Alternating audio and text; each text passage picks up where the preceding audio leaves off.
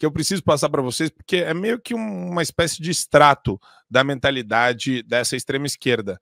Então, vamos colocar para você, Bertorelli, para a gente olhar esse comportamento do Glauber e vamos tentar pensar aqui se faz parte ou não se o discurso corresponde à ação. Vamos ver isso daí. Ele é do Rio, né? Mas eu sou a favor do assalto. Você é a favor do assalto? Não, eu penso assim, tem uma lógica no assalto. Uma lógica no assalto. Eu não tenho uma coisa que eu preciso, eu fui contaminado pelo capitalismo, ou assim, eu gosto de bandido, gosto de divulgar pra bandido. Olha quem tá aqui comigo. Esquece, vai estar estourado. Ah, meu Deus, morri! É porque eu odeio a classe média. A classe média é o atraso de vida.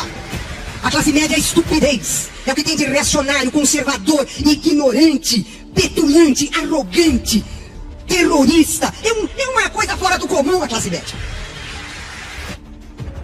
Ah, vocês querem destruir a família, sim. É mesmo. Que bom que vai ter bandeiraço na praça, porque na direita, quanto mais morrerem de Covid, de tudo, de AIDS, de câncer fulminante, pra mim o melhor é. Já que a gente não pode fuzilar, então que vão na praça fazer bandeiraço e se Deus quiser morram tudo de Covid. Mas olha, adultos, mulheres, idosos e crianças, não vale um, não se salva um. Uai, seu app de vídeos curtos. E aí, Bertorelli, faz sentido ou não faz? Você falou uma coisa muito importante, Marco, que é a diferença entre o discurso e as ações, né?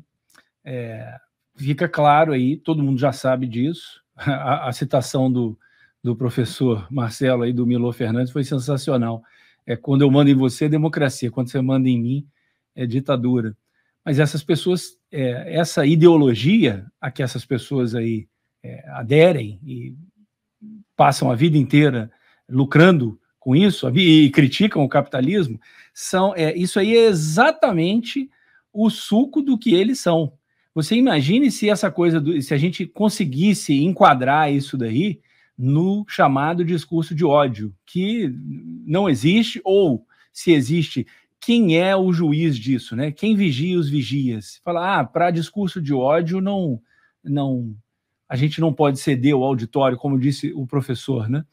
E aí, mas quem que vai decidir o que é e o que não é discurso de ódio? E a gente sabe que a armadilha está exatamente aí, nessa ciranda, nessa vontade de ressignificar palavras o tempo inteiro, dominar a comunicação e, com isso, você vai dominando a mente das pessoas. Esse vídeo, essa compilação aí, isso é absolutamente espetacular do ponto de vista antropológico, sociológico. Você vê claramente ali quais são as intenções, né? Eu desde adolescente eu escrevo roteiros, né? Então, assim, um bom roteiro, ele tem ali personagens onde você não pode ter um diálogo expositivo, porque o filme fica ruim, é um roteiro considerado de baixa qualidade, né? Diálogo expositivo.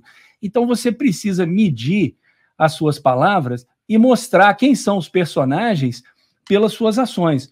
No caso aí, eles estão sempre falando de democracia, de discurso de ódio, de amor, né? O amor venceu, mas eles dão essas escorregadas aí. E o que mais me impressiona é que os caras se deixam filmar, já está descarado. Antigamente existia até uma elegância, vou chamar assim, uma elegância dos vilões, né?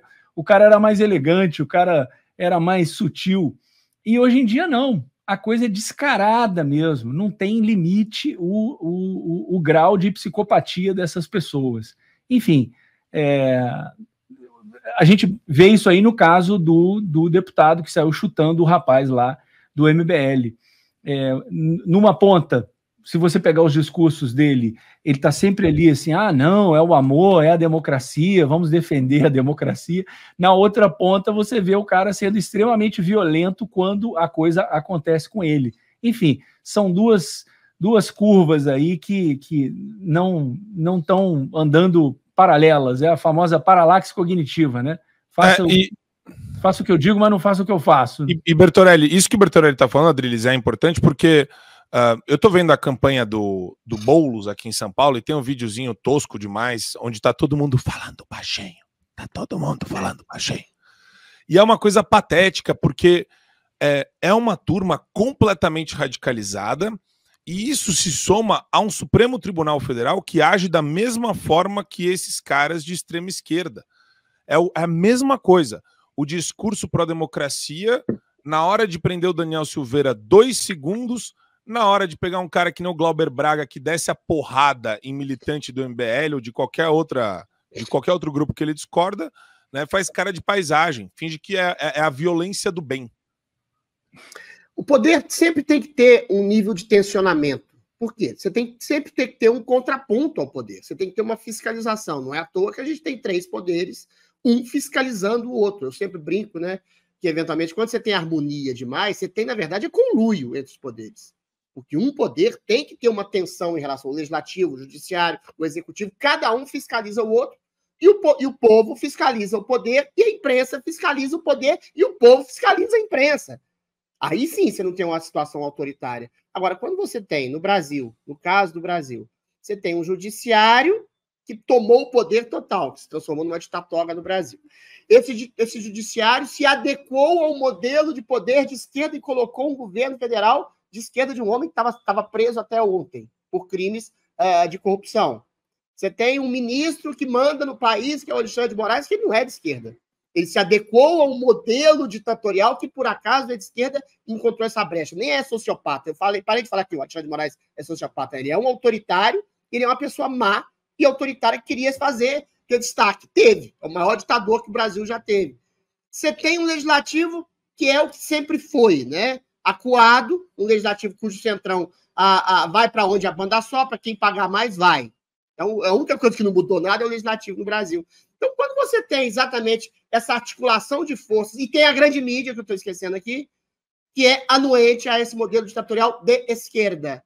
Então, quando você não tem tensão nenhuma, você não tem angústia nenhuma, você não tem fiscalização nenhuma, você tem o povo amedrontado também, e, eventualmente, você tem todas as benesses para quem quiser fazer o que quiser. Aí, quando o Glauber Rocha chuta a bunda de alguém, é o quê? É livre expressão. É liberdade de expressão que pode sobrar, que pode entornar o copo, que pode afogar as pessoas. Aí, quando você tem o Daniel Silveira que fala uma palavra, um palavrão, um desaforo para o ministro, aí é crime de ódio, é terrorismo internacional, é articulação golpista da extrema-direita global.